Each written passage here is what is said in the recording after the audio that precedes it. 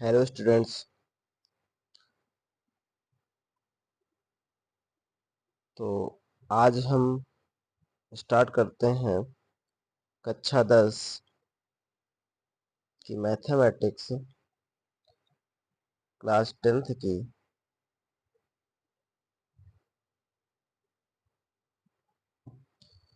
कक्षा 10 की मैथमेटिक्स,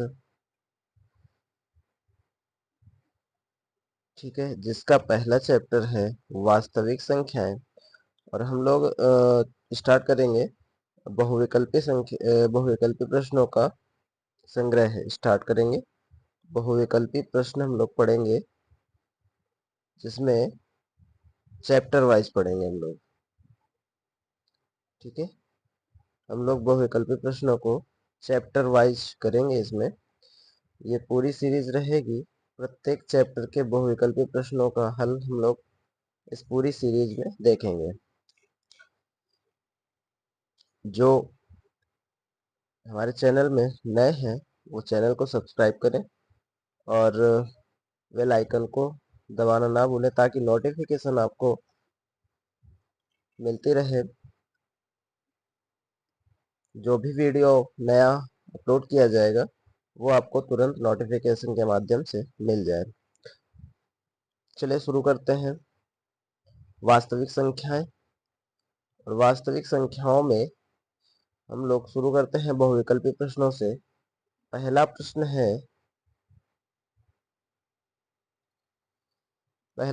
है परिमेय संख्या 33/2 इंटू 5 का दशमलव प्रसार निम्नलिखित के बाद समाप्त होता है। ऑप्शन है 1 दशमलव स्थान, ऑप्शन बी है 2 दशमलव स्थान, और ऑप्शन सी है 3 दशमलव स्थान, ऑप्शन डी है 3 से अधिक दशमलव स्थान। तो ऐसे सवालों में हमें करना क्या होता है, संख्या देखते हैं और संख्या के हर को देखते हैं। हर में क्या लिखा हुआ है, 2 इंटू 5। ठीक है, अब दोनों में से सबसे बड़ी घात देख लेते हैं। घात कितनी है, अधिकतम 2। 2 घात है, इसका मतलब है कि जो दशमलव प्रसार इसका होगा वो 2 स्थानों के बाद समाप्त हो जाएगा। कितने स्थानों के बाद, 2 स्थानों के बाद समाप्त हो जाएगा। तो कौन सा विकल्प सही हो जाएगा, तुम्हारा विकल्प सही हो जाएगा बी नंबर। ठीक है, B option is the right answer. B number सही विकल्प हो जाएगा।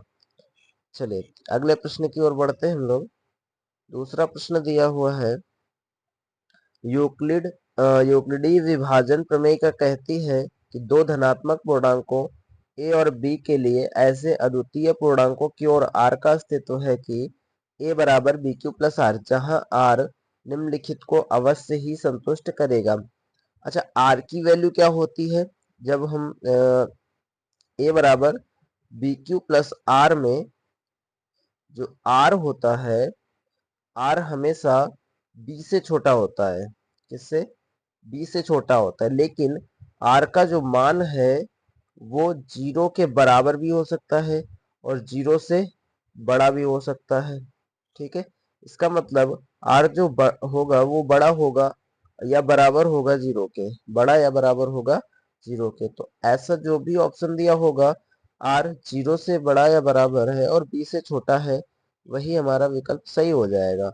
इसमें देखिए पहले वाले में क्या दे रखा है, ए ऑप्शन में दे रखा है r का मान 1 से बड़ा और b से छोटा है। r का मान 0 से बड़ा होना चाहिए था, तो ये ऑप्शन क्या हो जाएगा, गलत। दूसरा ऑप्शन क्या दे रखा है, r का मान 0 से बड़ा और b के बराबर नहीं होना चाहिए था, ये भी गलत हो गया। सी ऑप्शन में दे रखा है r का मान 0 से बड़ा और बराबर और b से छोटा है, यही सही ऑप्शन हो जाएगा। है कौन सा ऑप्शन सही हो जाएगा, B option is the right answer. C option is the right answer. तो इसमें हमारा सी ऑप्शन सही हो जाएगा। ओके, कौन सा ऑप्शन, सी ऑप्शन सही हो जाएगा। तो इसका ऑप्शन सी सही होगा। बढ़ते हैं आगे अगले प्रश्न की ओर। अगला प्रश्न दिया हुआ है, चले, किसी पूर्णांक m के लिए प्रत्येक सम पूर्णांक निम्नलिखित रूप का होता है।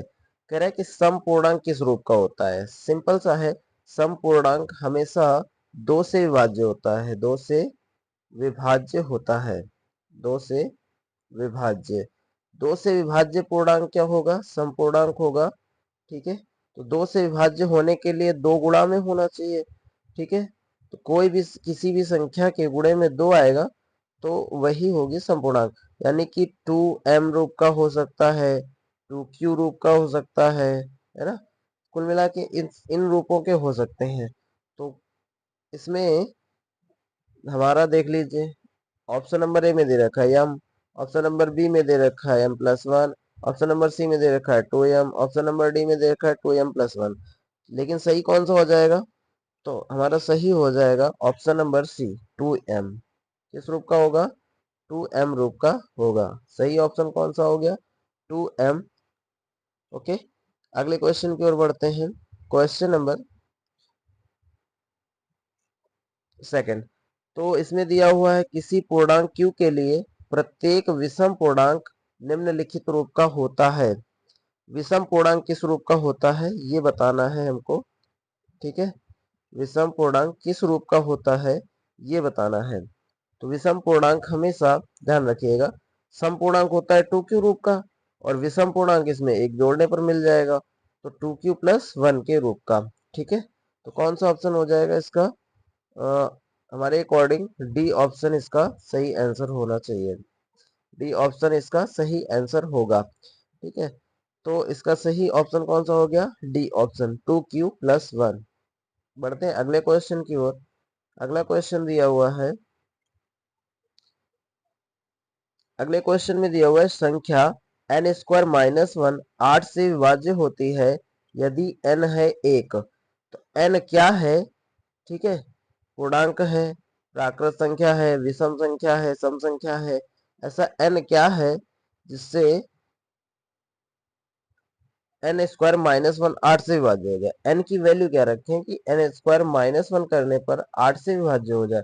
अच्छा, n की वैल्यू अगर हम 1 रख के चेक करते हैं, n की वैल्यू 1 रख के चेक करते हैं तो 1 का स्क्वायर 1 - 1 बराबर 0 हो जाएगा, यानी कि 8 से विभाज्य हो जाएगा। ठीक है, n की वैल्यू 2 रख के चेक करते हैं, n की वैल्यू 2 रखेंगे तो 2 का स्क्वायर 4, 4 - 1, 4 - 1 बराबर 3, 3 8 से विभाज्य नहीं है ना, नॉट डिवाइड बाय 8, यानी 8 से विभाज्य नहीं है, 3 8 से विभाज्य नहीं है।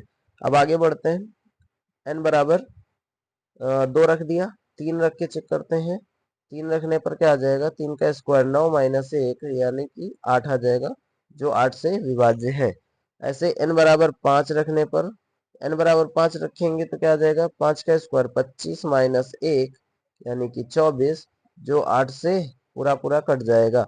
तो हम देख रहे हैं कि 1 रखा है n का मान, तब 8 से कट गया, 2 3 रखा है n का मान, तब 8 से कट गया, है ना। 1 रखा है n का मान, 8 से कट गया, 3 रखा है n का मान, 8 से कट गया, 5 रखा है n का मान, 8 से कट गया। यानी कि विषम संख्या रखने पर n² - 1 8 से विभाज्य हो जा रही है। तो इसका जो ऑप्शन हो जाएगा वो कौन सा सही हो जाएगा, सी ऑप्शन इसका सही आंसर हो जाएगा, विषम संख्या। सी ऑप्शन इसका सही आंसर हो जाएगा, विषम संख्या। बढ़ते हैं आगे अगले क्वेश्चन की ओर। अगला क्वेश्चन क्या दे रखा है, दिया हुआ है यदि 65 और 117 के एचसीएफ को 65m - 117 के रूप में व्यक्त किया जा सके तो m का मान बताइए। अब m का मान विकल्प है 4 हमारे पास, एक पहला विकल्प है 4, दूसरा 2, तीसरा 1 और चौथा 3। अब हम इस सवाल को हल करते हैं। ठीक है, 65 और 117 के एचसीएफ को कह रहा है 65m - 117 के रूप में लिखा जा सकता है, यानी कि 65 और 117 का एचसीएफ निकाल लेते तो 65 के अभाज्य गुणनखंड हो जाएंगे 5 × 13। ठीक है, और 117 के अभाज्य गुणनखंड हो जाएंगे 3 × 13, 3 त्रिका 9, 13 नहीं है 117। ठीक है, 13 नहीं है 117, तो यहाँ पर जो एचसीएफ होगा वो कौन हो जाएगा, 13। एचसीएफ कितना हो जाएगा, 13, और इस 13 को हम लिख सकते हैं 65m - 117 के रूप में। किस रूप में, 65m - 117 के रूप में। 117 को पक्षांतर करेंगे तो आ जाएगा 13 plus 117 is equal to 65 m। Okay, अब हम 117 में 13 को जोड़ेंगे तो आ जाएगा 130, और 130 बराबर किसके हो जाएगा 65 m के। ठीक है, तो m बराबर किसके आ जाएगा 130 बटा 65 के। 65 से कटेगा तो m बराबर आ जाएगा 2। m बराबर कितना आ जाएगा 2 आ जाएगा। ठीक है, तो इसके लिए हमारा कौन सा विकल्प सही हो जाएगा, तो इसके लिए हमारा बी ऑप्शन सही हो जाएगा। कौन सा विकल्प, B option is the right answer. ठीक है, हम बढ़ते हैं अगले क्वेश्चन की ओर। अगला क्वेश्चन दिया हुआ है, वह सबसे बड़ी संख्या जिससे 70 और 125 को विभाजित करने पर क्रमशः शेषफल 5 और 8 प्राप्त हो। 70 और 125 को अगर विभाजित कर दिया जाए उस संख्या से बड़ी संख्या निकालनी है, शेषफल 5 और 8 प्राप्त हो। तो ऐसा करते हैं, शेषफल कितना प्राप्त होना चाहिए 5 और 8। तो हम क्या करेंगे 70 में से क्रम से घटा लेंगे, 5 को घटाएंगे तो 65 आ जाएगा, और 8 को 125 में से घटाना है, 125 में से 8 को घटाएंगे तो 117 आ जाएगा। ठीक है, 65 और 117 का एचसीएफ, 65 और 117 का एचसीएफ, तो 65 के अभाज्य गुणन हो जाएंगे 5 गुणे 13, और 117 के अभाज्य गुणन हो जाएंगे 3 गुणा 13। एचसीएफ क्या आ जाएगा इसका, एचसीएफ आ जाएगा 13। कौन सा विकल्प सही हो जाएगा, ऑप्शन नंबर ए सही हो जाएगा, 13 इसका सही आंसर हो जाएगा। ठीक है, बढ़ते हैं आगे अगले क्वेश्चन की ओर। दिया हुआ है, यदि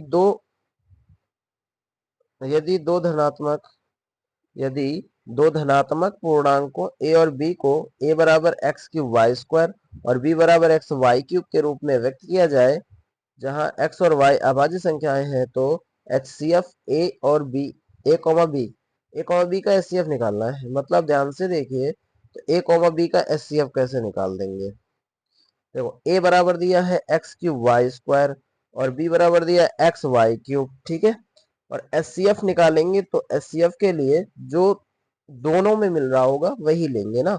तो देखो एक्स क्यूब और इसमें एक्स यहाँ से दोनों से मिल जाएगा, एक्स मिल जाएगा। ठीक है, यहाँ से वाई स्क्वायर है, यहाँ वाई क्यूब है, यानी वाई स्क्वायर मिल जाएगा यहाँ से। ठीक है, एक्स वाई स्क्वायर इसका क्या हो जाएगा एचसीएफ हो जाएगा, एचसीएफ एक्स वाई स्क्वायर, यानी कि ऑप्शन कौन सा हो गया, बी नंबर इसका सही आंसर हो जाएगा।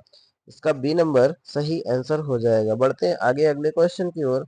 अगला क्वेश्चन क्या दिया, यदि दो धनात्मक पूर्णांकों p और q को p बराबर ए बी स्क्वायर और q बराबर ए क्यूब बी के रूप में व्यक्त किया जा सकता है, जहां a और b अभाज्य संख्याएं हैं, तो एलसीएम p कॉमा q निकालना है। एलसीएम क्या होता है, एलसीएम होता है, ठीक है, जो दोनों में जो अधिकतम घात हो उसको उठा के रख देना है, दोनों में जो अधिकतम घात हो उसको लेना है। ठीक है, तो अधिकतम घात देख लेते हैं। ए की अधिकतम घात क्या है, ए क्यूब हो गया। बी की अधिकतम क्या घात क्या है, बी स्क्वायर हो गया। मतलब इसका जो एलसीएम होगा ए क्यूब बी स्क्वायर हो जाएगा, यानी ए क्यूब बी स्क्वायर कौन से ऑप्शन में, सी ऑप्शन में। तो इसका सी ऑप्शन सही आंसर हो जाएगा, इसका सी ऑप्शन सही आंसर हो जाएगा। बढ़ते हैं आगे अगले क्वेश्चन की ओर। अगला क्वेश्चन दिया हुआ है, एक शून्येतर परिमेय संख्या और एक अपरिमेय संख्या का गुणनफल होता है। ध्यान ध्यान दीजिए, एक परिमेय संख्या और एक अपरिमेय संख्या, परिमेय संख्या और अपरिमेय संख्या का गुणा कराएंगे तो हमेशा एक अपरिमेय संख्या मिलेगी। कैसे मिलेगी, अपरिमेय संख्या मिलेगी। ठीक है, तो इसके लिए ऑप्शन हो जाएगा कौन सा सही, इसके लिए ऑप्शन हो जाएगा सदैव अपरिमेय संख्या, यानी पहला ऑप्शन ही सही हो जाएगा, सदैव अपरिमेय संख्या। ठीक है, बढ़ते हैं अगले क्वेश्चन की ओर। अगला क्वेश्चन दिया हुआ है, 1 से 10 तक की सभी संख्याओं, 1 से 10 तक की संख्याओं जिसमें दोनों सम्मिलित है में से सभी संख्याओं से विभाज्य न्यूनतम संख्या, विभाज्य न्यूनतम संख्या निकालना है। मतलब एलसीएम से विभाज्य संख्या चाहिए होगा। 1 से 10 तक की संख्याओं का एलसीएम निकालेंगे और उससे विभाज्य संख्याएं निकाल लेंगे। ठीक है, अच्छा एक चीज और कर सकते हैं यहाँ पे, क्या कर सकते हैं, देखिए 2 से विभाज्य संख्या तो सभी हैं, ठीक है। फिर 3 से विभाज्य संख्या देख लेते हैं। 3 से विभाज्य ये नहीं है, ये नहीं है, 5 4 9 ये भी है और ये भी है। 3 से विभाज्य 2 संख्याएं मिल गई हमको, है ना। ठीक है, अब 5 से विभाज्य संख्या देख लेते हैं। तो 5 से विभाज्य संख्या ये नहीं है, यही हो जाएगा, है ना। तो 5 से विभाज्य संख्या कौन सी हो जाएगी, 2520। इसलिए यहाँ पर 1 से 10 तक की सभी संख्या 10 तक की संख्याओं में से सभी संख्याओं से विभाज्य न्यूनतम संख्या 2520 है। तो इसका ऑप्शन हो गया डी, सही ऑप्शन हो गया डी। ठीक है, यही इसका आंसर हो जाएगा। बढ़ते हैं आगे अगले क्वेश्चन की ओर। अगला क्वेश्चन दिया हुआ है, परिमेय संख्या 14,587/1250 का दशमलव प्रसार किन दशमलव स्थानों के बाद समाप्त हो जाएगा। तो अब इसके लिए हमें क्या करना होगा, इसके लिए सिंपल सा है, 1250 जो हर में दे रखा है इसके अभाज्य गुणनखंड करने होंगे। क्या करना होगा, इसके अभाज्य गुणनखंड करने होंगे। 2 से काट देते हैं, 2 छः का 12, 2 दूना 4, 2 पंचे 10, 625 आ गया। अब 5 से कटेगा, 5 से काटो तो 5 से 5 एकम 5, 5 दूना 10, 5 तीन 15। ठीक है, फिर इसके बाद 5 25 सॉरी, 5 एकम 5, 1 बचा 12 हो गया, 5 दूना 10, 2 बचा 25 हो गया, 5 25। अब फिर से 5 से कटेगा तो आ जाएगा 25 पंचे 125। इसके बाद फिर से 5 से कटेगा, ठीक है, तो 5 आ जाएगा। फिर से 5 से कटेगा तो 1 आ जाएगा, ठीक है। फिर से 5 से कटेगा तो 1 आ जाएगा। अब देख लो यहाँ पे 2 की घात 1 और गुणा में 5 की घात कितनी है, 4। 5 की घात कितनी है, 4। यानी कि सबसे अधिकतम घात कितनी है, 4। ठीक है, सबसे अधिकतम घात कितनी है, 4। जितनी अधिकतम घात होगी उतने अंक बाद दशमलव प्रसार समाप्त होगा। इसका दशमलव प्रसार कितने अंक बाद समाप्त हो जाएगा, तो 4 अंक बाद समाप्त हो जाएगा। अर्थात इसका ऑप्शन कौन सा हो जाएगा, ऑप्शन नंबर डी हो जाएगा इसका सही आंसर। ऑप्शन नंबर डी इसका सही आंसर हो जाएगा। समझ गए, बात आ गई समझ में। ये थे आज के वास्तविक संख्या पहले चैप्टर के क्वेश्चन। पहले चैप्टर के क्वेश्चन हुए समाप्त। अब आगे हम लोग अगले चैप्टर को करेंगे। अगले पार्ट में दूसरा चैप्टर होगा। अभी पहला चैप्टर था वास्तविक संख्या। अब अगले पार्ट में हम लोग अगला चैप्टर करेंगे जिसका नाम होगा बहुपद। ठीक है, तो अगले पार्ट के लिए इंतजार करिए, बहुत जल्द लेकर आएंगे। और जो बच्चे इस चैनल में नए हैं वो बच्चे चैनल को सब्सक्राइब करेंगे और इसके साथ साथ बेल आइकन दबाना ना भूलें, ताकि आपको सबसे पहले नोटिफिकेशन मिल जाए।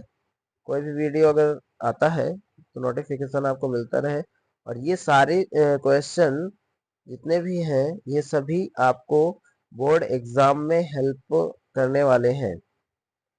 ठीक है, इन्हीं क्वेश्चन में से बोर्ड एग्जाम में क्वेश्चन आने वाले हैं, इसलिए अभी से तो तैयारी शुरू कर दीजिए। एग्जाम 2025 की तैयारी हम लोग कर रहे हैं। ठीक है, एग्जाम 2025 की तैयारी करेंगे हम लोग इन वीडियो के माध्यम से। ठीक है, okay, take care, bye bye.